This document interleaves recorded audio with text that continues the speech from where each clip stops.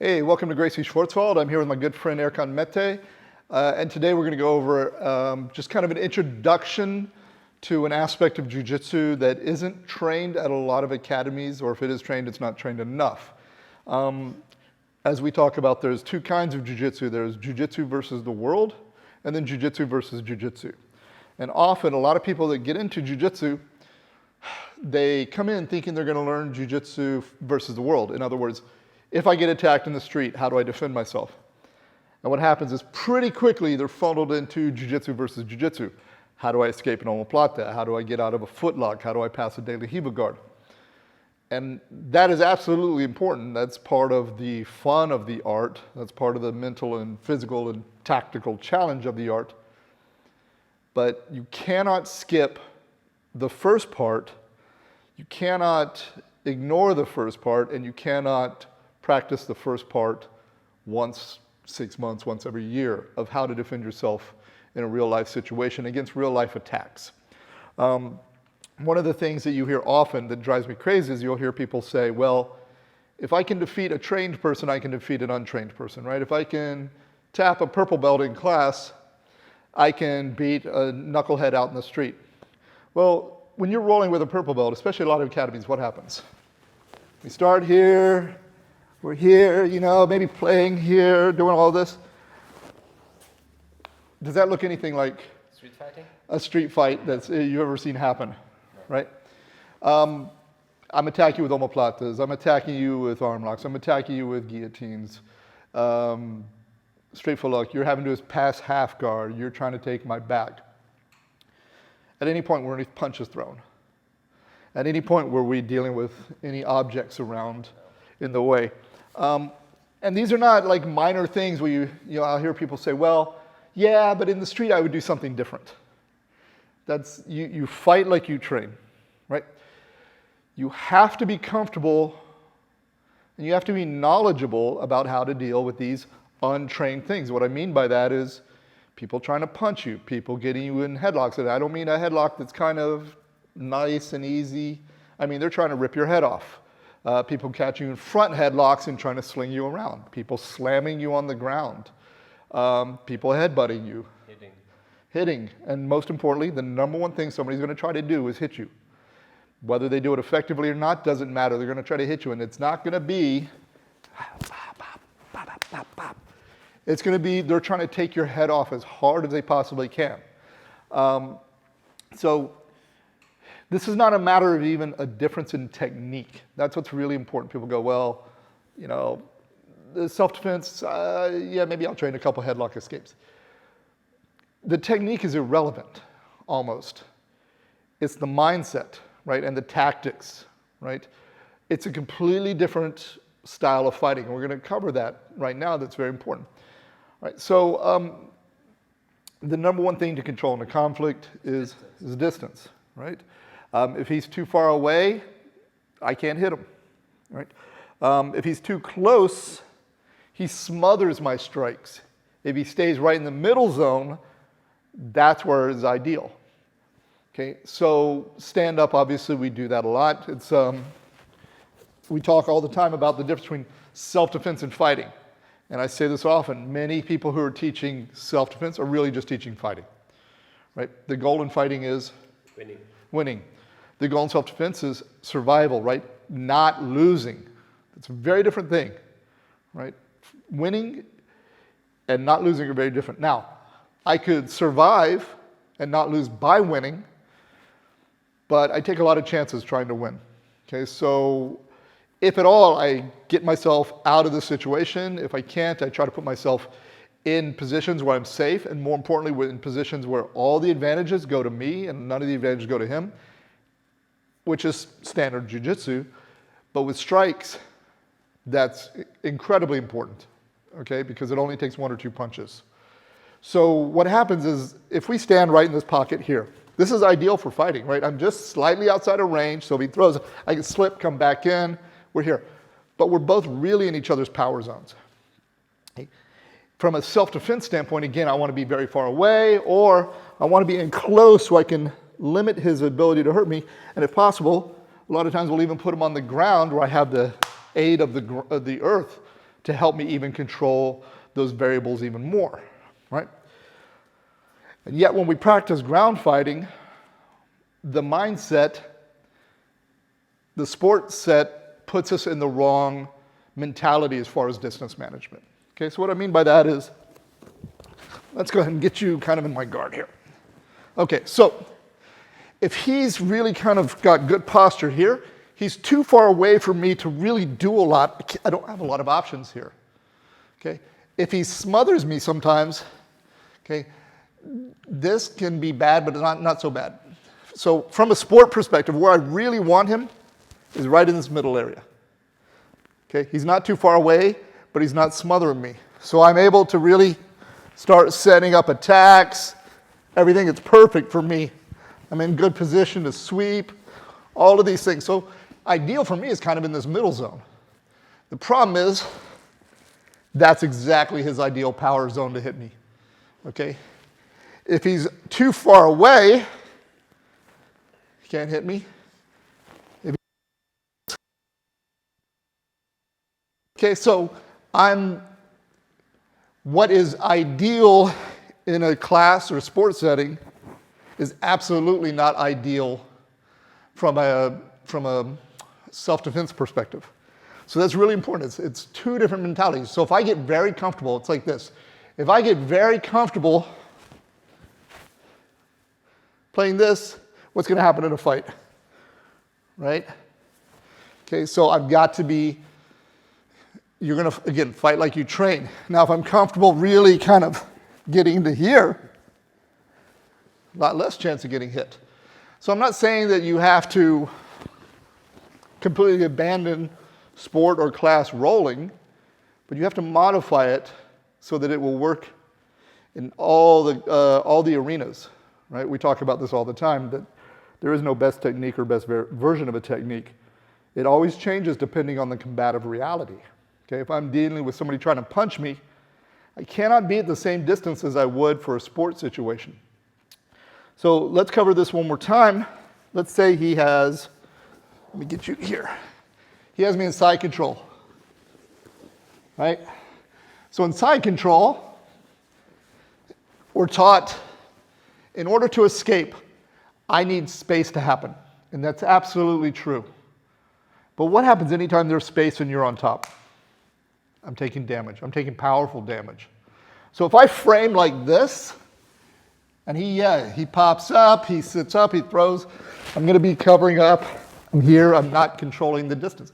This frames make distance. Okay, so if I frame here, notice too when I frame, posture away fast. I can't even control the way he goes away. So I definitely want space to happen, but on my terms. Okay, so again, also if I'm like this, okay, run to the other side. That way? Yep. Okay. Good. Could I stop you? No. Okay, so come back on this side. So what we're taught never to do in almost every jiu-jitsu school is what? Hold the guy, right? Because I'm not escaping. But posture up and hit me. Okay, go back. And I'm not doing the hold we're going to talk about, but run around to the other side. Okay, so what's wrong in most every school I'll ever see is actually what I need to do, because I need to control his movement.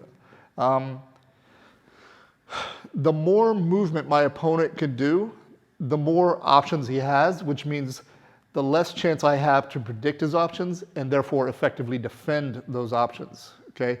It's like if I tell him he's only allowed to throw a jab when we're sparring, well, I have a much better chance of not taking too much damage as if I say, okay, you can jab, you can elbow, you can kick, you can knee. That's so many more things I have to worry about. So if I knew he had to do all those knee, elbow, kick things, what would I do? I'd clinch you, right, to stop that. I'm not going to try to be good enough to counter all that. So one thing we can do is he gets here, is I'm going to hold him. Now, I don't like to reach like this, okay? I'm going to take my hand, I'm going to catch the neck. Those of you guys who know my side control videos, it's basically the same thing. I'm looking for that muscle and I'm going to close my elbow. I do this for two reasons. Notice I make him look this way. Now if he tries to posture up, since he can't look down, he's not as strong. If he looks down, he's a lot stronger because you're strong in the line of your head. Okay? So I can push. He's strong this way, also pull away. He's strong that way. Come here. If I turn his head, drive towards me, pull away, here. Okay, so I do this and I turn his head. Now also try to mount me. It's harder for him to pick that leg up. Now this arm, I control this arm. Okay, here. Now, right now I can keep my head on the mat, but if he starts to try to bring his head in front of my neck, here. What I don't want is him to fish that arm and then frame and push away. I don't like to block the hip like this, because if I block the hip, also run around to the other side, it's a lot harder for me to stop. Also sit to Kesa. It's a lot harder for me to stop. So I'll hold this arm and I'll tuck my elbow in. Now run to the other side. Sit to Kesa. It's a lot harder, right? Mm-hmm. Mount me. Here, bring your hand in front of my neck. Here. Now sit up and punch. Okay. Now look, what he's got to do is he will probably be strong enough eventually to sit up to punch, but sit up to punch. Notice I slow him down. That's important. You're not always going to stop people from moving. Okay. A big part of my game is I can't always just stop people from moving, but I can slow them down. If I go like this, he can posture up at his own speed, which means me getting my shields in the way, I may get that, I may not. But if I go like this and he postures up, then as he lifts, I can frame, come in. Notice I still keep his head.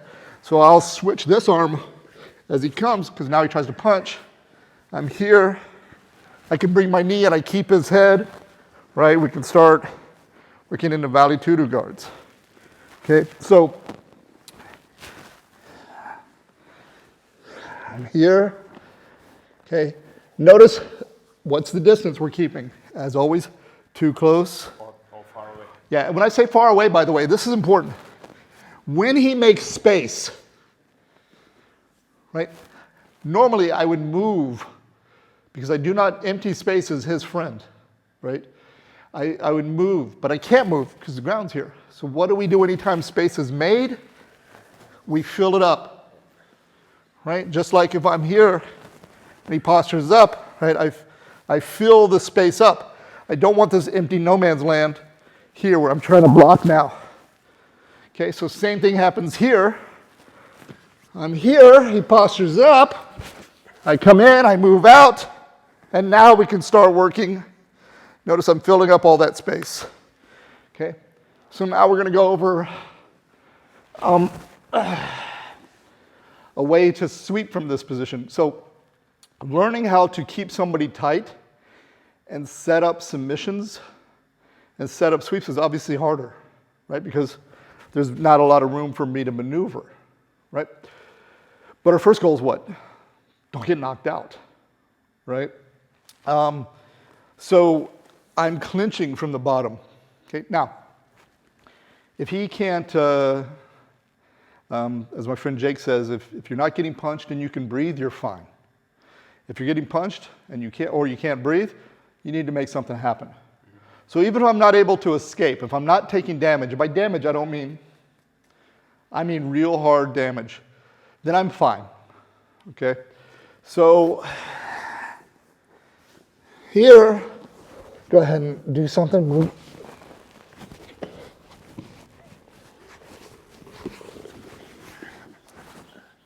Okay, I don't have to be in a rush, okay?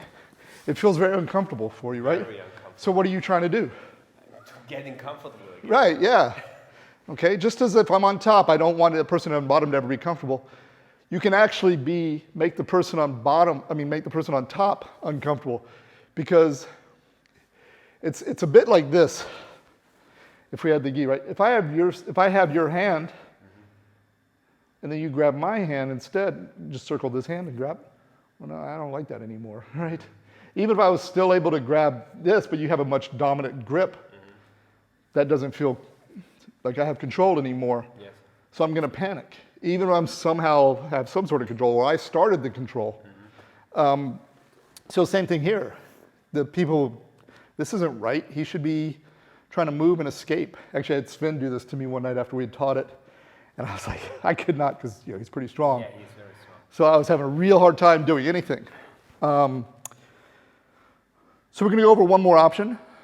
And again, I'm not so much teaching techniques as this mindset of train in this different range, right? Because you don't want to, you're not going to get in a fight, maybe end up here, and then he's throwing bombs, and all of a sudden you're trying to learn this whole new how to clinch the guy, come here kind of thing, because you never practiced it. And what happened was you landed here and you let the person get into this space where you're pretty comfortable, right? Versus I trained that instinct here, okay? I remember, I think it was Guy Valenche one time I rolled in with him, and I was doing really fine, but I remember I made this kind of one mistake. I was playing around with him, and I didn't check, I wasn't monitoring this arm. I kind of was down here doing something, and he just popped me once, just kind of an open hand, pop. Okay, and I was like, oh yeah.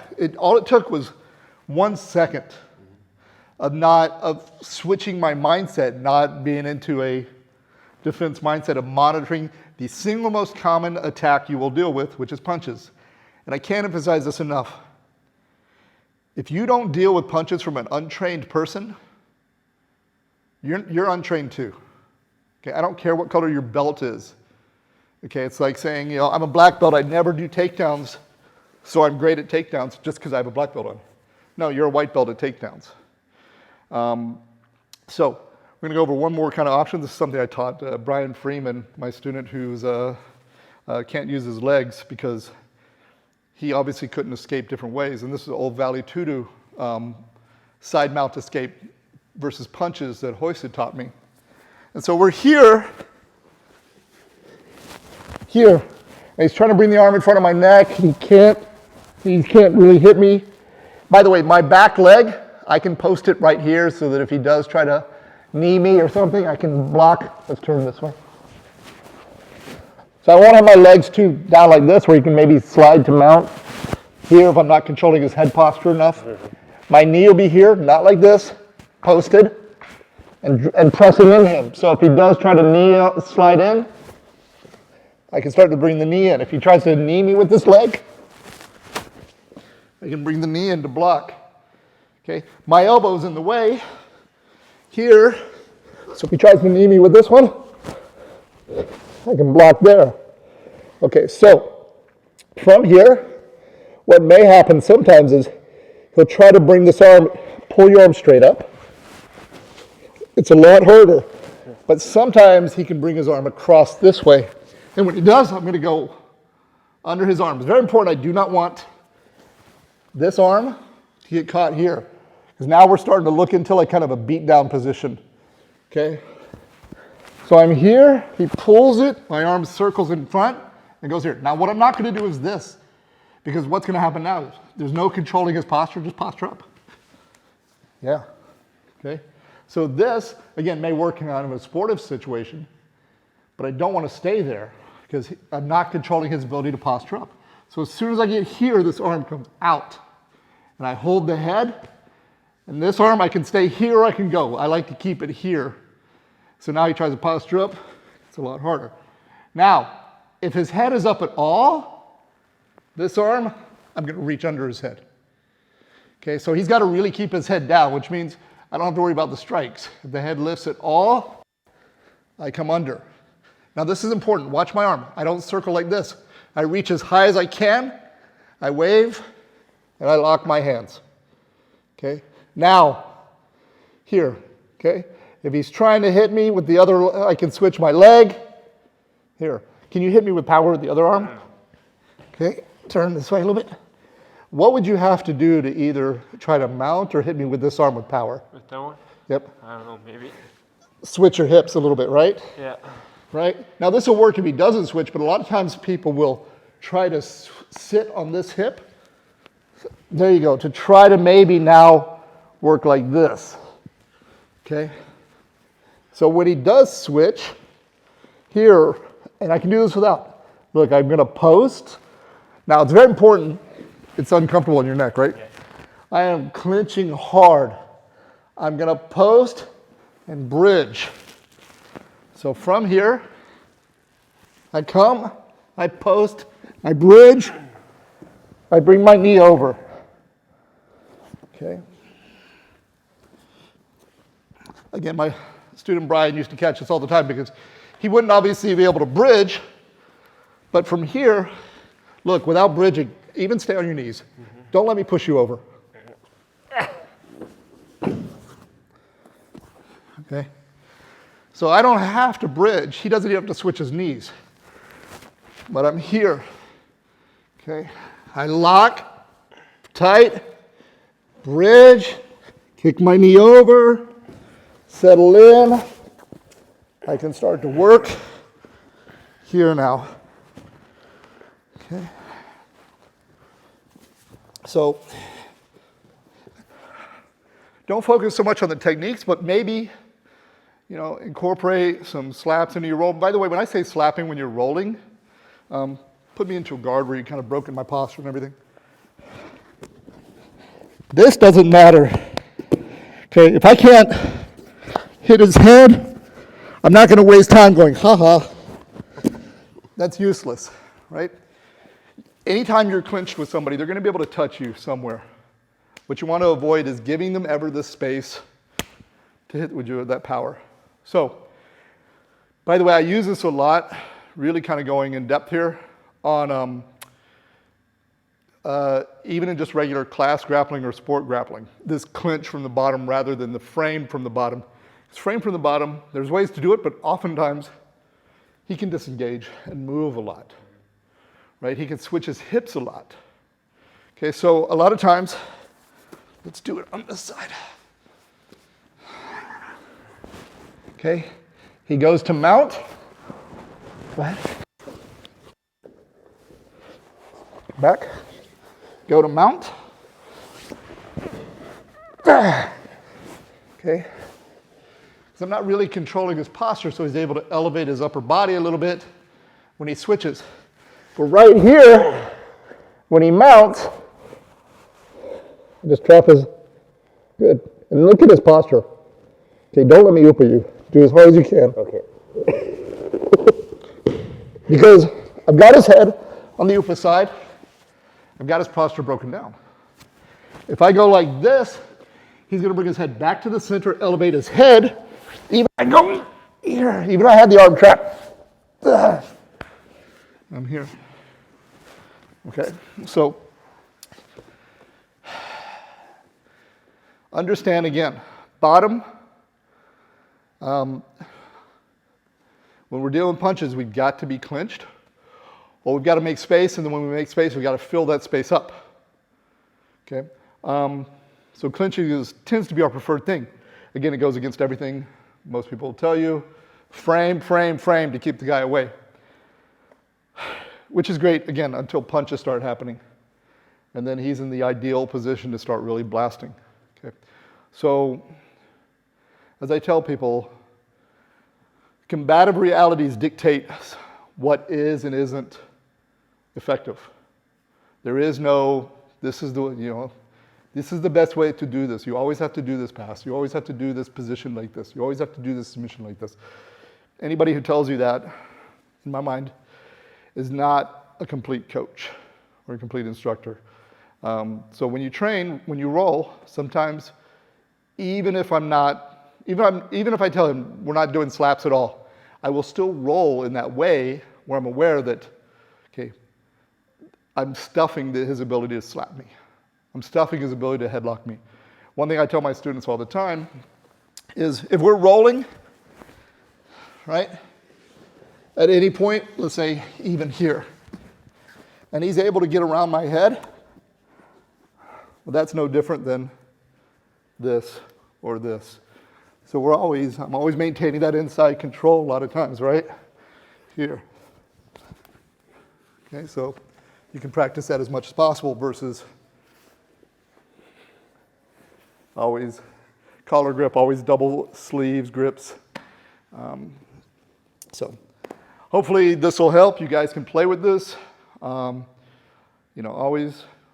change your, if jiu-jitsu gets boring, just change the paradigm. Change the combative realities you're thinking about. And then you can revisit everything you've done before, but just kind of in a new way, which often just makes it a lot more fun. And thanks again to Erkan.